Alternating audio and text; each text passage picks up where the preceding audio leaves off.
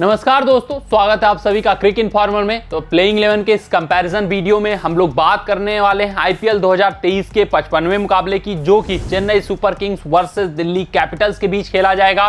तो हम इस वीडियो में, आप सभी को पता है, प्लेइंग 11 का कंपैरिजन करेंगे। दोनों टीमों का 1-to-1 कंपैरिजन होगा। फिर देखा जाएगा कि ऑन द पेपर कौन सी टीम मजबूत है, कौन सी टीम कमजोर है, और ये सारे एनालिसिस हम according to the pitch condition करेंगे। फिर एट लास्ट प्रेडिक्शन दिया जाएगा कि कल किसके चांसेस हैं मुकाबला जीतने के। जैसे हमने मुंबई इंडियंस वर्सेस आरसीबी के मुकाबले में प्रेडिक्ट किया था कि मुंबई इंडियंस के चांसेस ज्यादा है, क्योंकि उनकी बल्लेबाजी काफी मजबूत है और इस बैटिंग पिच पर जिसका भी बल्लेबाजी मजबूत रहेगा, मिडिल ऑर्डर मजबूत रहेगा, उसके जीतने के चांसेस ज्यादा रहेंगे। उसी तरीके से इस मैच का भी प्रेडिक्शन होगा कि एम चिदंबरम पिच कैसा खेलेगी, यहां पे किसका बोलबाला रहेगा, किसकी टीम इस पिच के हिसाब से मजबूत दिख रही है और कल किसके जीतने के चांसेस हैं, सब कुछ हम एनालिसिस करके बताएंगे इस वीडियो में। तो अंत तक बने रहिएगा इस वीडियो में। और हाँ, अपने कमेंट भी बताइएगा कि आपके हिसाब से कल का मुकाबला कौन जीतता हुआ दिख रहा है। तो अगर हम बात कर लेते हैं पिच रिपोर्ट की एम चिदंबरम स्टेडियम में,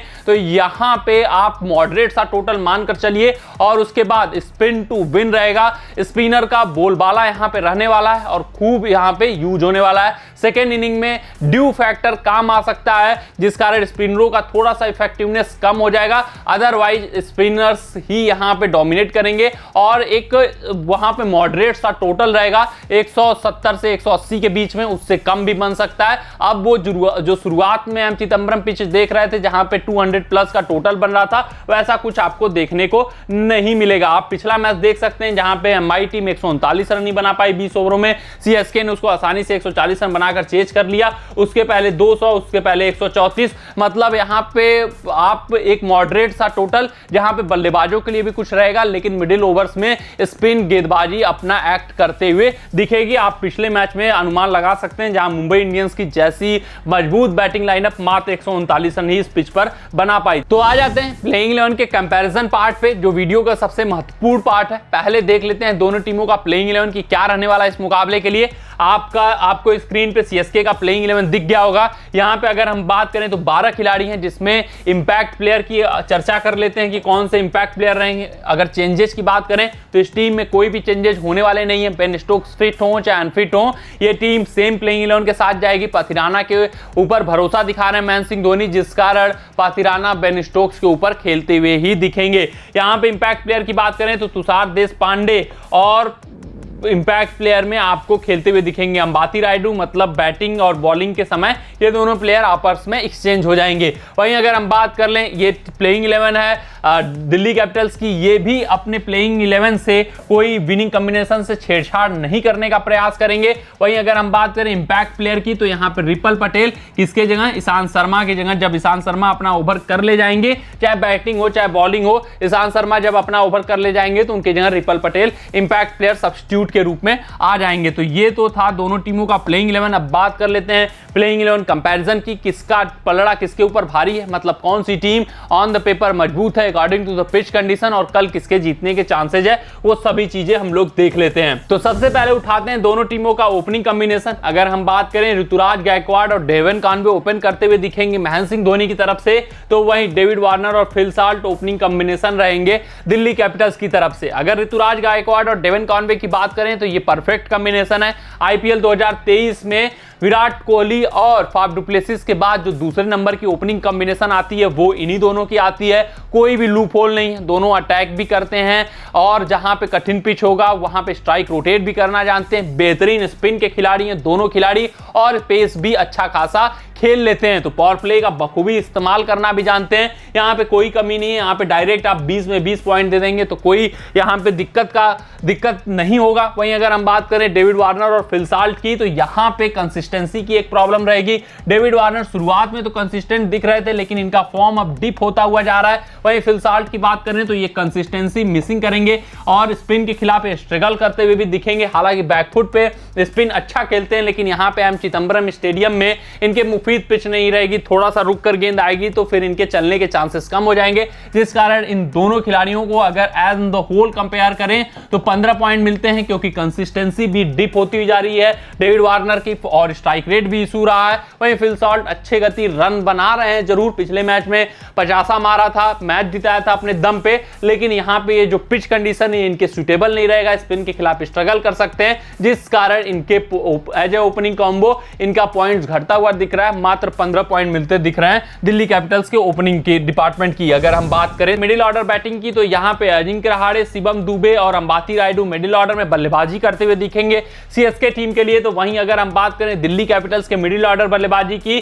तो यहां पे Mitchell Marsh, Rilee Rossouw, Manish Pandey आपको मिडिल ऑर्डर में ऑपरेट करते हुए दिखेंगे। जो डिपेंडेंसी रहेगी मार्श के ऊपर ही रहेगी। रिले रूजो पिछले मैच में जरूर चल रहे थे, लेकिन इस मैच में चलने के चांसेस ना के बराबर हैं। मनीष पांडे भी आजकल स्पिन के खिलाफ स्ट्रगल करते हुए दिखते हैं, इनकी भी कमजोरी है, स्ट्राइक रोटेट इनका नहीं हो पाता है, तो जो कुछ है मार्श के ऊपर है, लेकिन ये भी स्पिन के बहुत बड़े खिलाड़ी नहीं है। हाँ, लेकिन अगर मॉडरेट सा स्पिन होगा तो अच्छा खासा खेल लेंगे। तो इनका जो मिडिल ऑर्डर है वो मार्श के ऊपर डिपेंडेंट है, धीरे धीरे रंगत में तो आते हुए दिख रहे हैं, लेकिन ये भी स्पिन के बहुत तुर्रम खान नहीं है। एक मॉडरेट सा अगर स्पिन होगा तो ये खेलते हुए दिखेंगे, जिस कारण इनके मिडिल ऑर्डर को मात्र 15 पॉइंट मिलते हैं। तो वहीं अगर हम इनका मिडिल ऑर्डर देख लें तो अजिंक्य रहाणे बेहतरीन फॉर्म में टच में है, शिवम दुबे बेहतरीन फॉर्म टच में है, स्पिन के दोनों ही जबरदस्त खिलाड़ी मिडिल ऑर्डर में हिटिंग भी करना जानते हैं, बेहतरीन फॉर्म में। वहीं अंबाती रायडू जरूर एक कॉज ऑफ कंसर्न है, जिसकी वजह से 2 पॉइंट घटते हैं, लेकिन अंबाती रायडू को as a floater Mahendra Singh Dhoni use करते हैं, इनको मिडिल ऑर्डर में भेज भी सकते हैं, नहीं भी भेज सकते हैं। मोइन अली कभी भी इनके ऊपर प्रमोट होकर आ जाते हैं, तो अंबाती रायडू उतना भी चिंता का विषय नहीं है, क्योंकि रहाणे दुबे ये एक इंच थाम कर मिडिल ओवर्स में स्पिन को बेहतरीन तरीके से खेल सकते हैं और रन गति, अच्छे रन गति से रन बना सकते हैं। तो इस कारण मिडिल ऑर्डर भी इनका काफी मजबूत दिखाई दे रहा है दिल्ली कैपिटल्स के मिडिल ऑर्डर के मुकाबले, क्योंकि यहां पे स्पिनरों को खेलने का जो क्षमता है वो कम है, स्किल सेट कम है, और यहां पे स्ट्रगलिंग मिडिल ऑर्डर है दिल्ली कैपिटल्स का। ये कॉज ऑफ कंसर्न रहेगा इस पिच पर, इस मैच में दिल्ली कैपिटल्स के लिए। तो ये तो था मिडिल ऑर्डर, जहां पे सीएसके की टीम काफी मजबूत दिखाई दे रही है दिल्ली कैपिटल्स के मुकाबले। अब बात कर लेते हैं मिडिल ऑर्डर से आगे बढ़कर, वो है फिनिशिंग डिपार्टमेंट की। तो वहां मोइन अली, रविंद्र जडेजा, एमएस धोनी। रविंद्र जडेजा भी धीरे धीरे फॉर्म में आते हुए दिख रहे हैं, लेकिन वो टच नहीं पा पाए हैं जो पिछले साल या उससे पिछले साल रविंद्र जडेजा दिखते थे सीएसके टीम के लिए। महेंद्र सिंह धोनी जो कुछ भी 2-3 गेंद खेल रहे हैं उसमें अच्छा खासा स्कोर कर दे रहे हैं, लेकिन उतना डिपेंडेंसी इनके ऊपर रखना ठीक नहीं रहेगा। तो इनके फिनिशिंग डिपार्टमेंट में जो डिपेंडेंसी है वो मोइन अली की ही है। अगर इनका मिडिल ऑर्डर लड़खड़ाया और जल्दी विकेट गिरा तो फिर समस्या का विषय हो जाएगा, फिनिशिंग टच देने में इनको समस्या का सामना करना पड़ेगा। इसलिए फिनिशिंग डिपार्टमेंट में मात्र 15 पॉइंट मिलते हैं, क्योंकि रविंद्र जडेजा का फॉर्म नहीं है, धोनी का गेम टाइम नहीं है, मैच टाइम नहीं है, तो ये स्ट्रगल करते हुए दिखेंगे। वहीं मोइन अली की बात करें तो कंसिस्टेंसी इनका बहुत बड़ा फैक्टर है, इनकंसिस्टेंट रहते हैं, थोड़ा सा ओवर अटैकिंग होने के चक्कर में अपना विकेट जल्दी फेल सकते हैं, जिस कारण इनका जो फिनिशिंग डिपार्टमेंट है वो थोड़ा कॉज ऑफ कंसर्न रहेगा। वहीं यहां पे बात करें तो यहां पे भी बहुत बड़े नाम नहीं है, जो कुछ भी है अक्षर पटेल है, इनके अलावा कोई भी नाम नहीं है, जिस कारण इनको भी मात्र फिनिशिंग डिपार्टमेंट में 15 पॉइंट मिलते हैं। तो बैटिंग ऑन द होल देखें तो सीएसके की टीम की काफी मजबूत है according to the pitch condition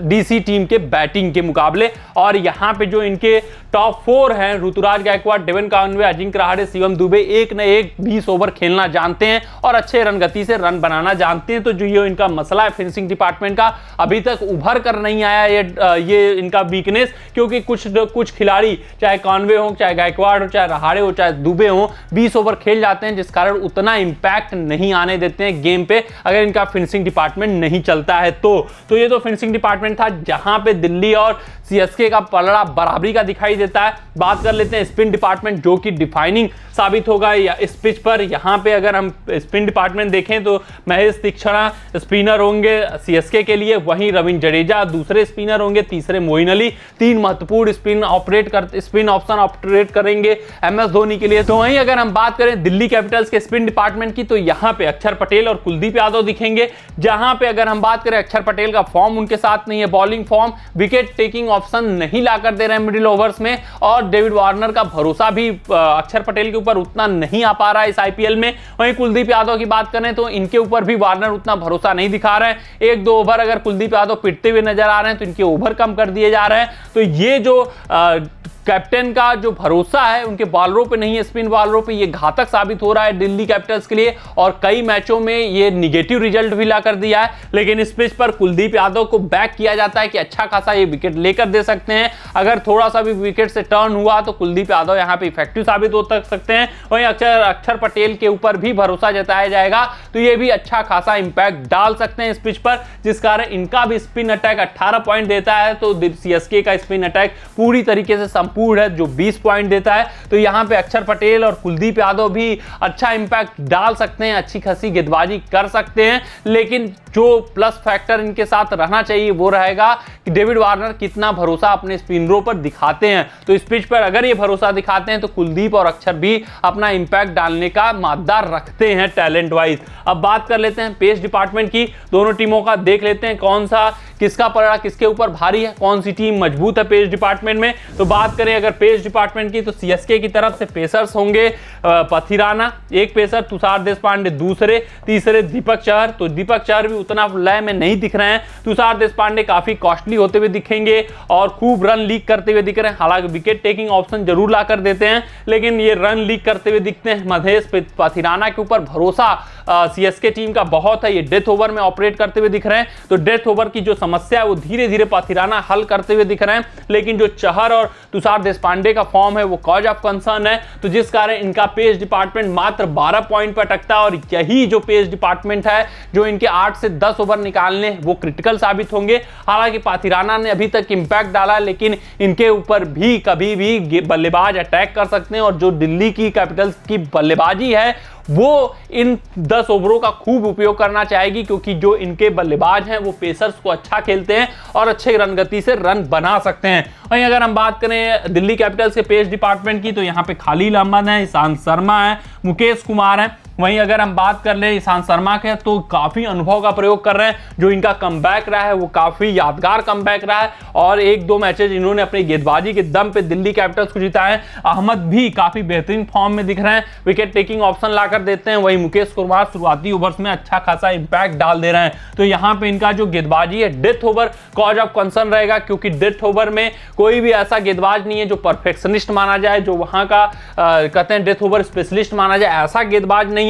लेकिन हाँ काम चलाओ गेंदबाज हैं जहां ईशांत शर्मा, खालिल अहमद, मुकेश कुमार अपने एक ओवर निकाल सकते हैं डेथ ओवर्स में। तो इनका जो पेस अटैक है वहां पे एक कमी है, डेथ ओवर्स में इनके पास ऑप्शंस नहीं है, बहुत वैल्यूएबल ऑप्शंस, जिस कारण यहाँ पे पॉइंट्स कटते हुए दिख रहे हैं। मात्र 18 पॉइंट मिलते हैं। अदरवाइज इनका पेस अटैक काफी अच्छा पेस अटैक है। शर्मा भी फॉर्म में है, खालिल अहमद भी फॉर्म में है, मुकेश कुमार भी जब इनको इनके स्ट्रेंथ में गेंदबाजी करवाई जा रही है, पावर प्ले में गेंदबाजी करवाई जा रही है तो वहां पे अच्छा खासा इंपैक्ट डालकर चले जा रहे हैं। तो ये तो दोनों टीमों का प्लेइंग 11 का कंपैरिजन था।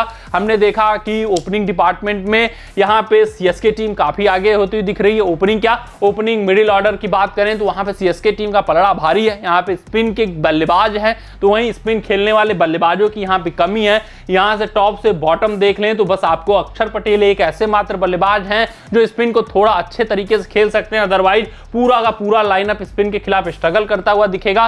तो आप समझ सकते हैं कि कितना बड़ा इंपैक्ट होने वाला है ऐसी लाइनअप का जो एम चिदंबरम स्टेडियम में खेले, जो स्पिन के खिलाफ स्ट्रगल करता हुआ दिखे। तो बखूबी कैसे कप्तान धोनी इसका फायदा उठाते हुए दिखेंगे मिडिल ओवर्स में। शुरुआती पावर प्ले ओवर में जरूर दिल्ली कैपिटल्स धावा बोल सकती है, लेकिन मिडिल ओवर से धीरे धीरे गेम को अपने कंट्रोल में धोनी लेते जाएंगे और पलड़ा काफी ज्यादा भारी दिख रहा है यहाँ पे सीएसके टीम का, क्योंकि इनका स्पिन का भी ऑप्शन काफी मजबूत है, बैटिंग भी इनकी काफी मजबूत है स्पिन के खिलाफ। तो सब कुछ सीएसके के फेवर में जाता हुआ दिख रहा है, प्लस होम एडवांटेज भी है इनके पास। तो जो विनिंग परसेंटेज है वो सीएसके का 80% है, दिल्ली कैपिटल्स के 20%, यानी कि सीएसके कल का मुकाबला जीतते हुए दिख रही है। वहीं दिल्ली कैपिटल्स को हार का सामना करना पड़ सकता है। तो आज के अपनी इस रिपोर्ट में बस इतना ही। आप सभी अपना ध्यान रखें, सुरक्षित रहें, स्वस्थ रहें, मस्त रहें। जय हिंद, जय भारत। अगर ये वीडियो आपको पसंद आया हो तो इसे लाइक और शेयर करें और क्रिकेट से जुड़ी अन्य जानकारियों के लिए हमारे चैनल को सब्सक्राइब करना ना भूलें।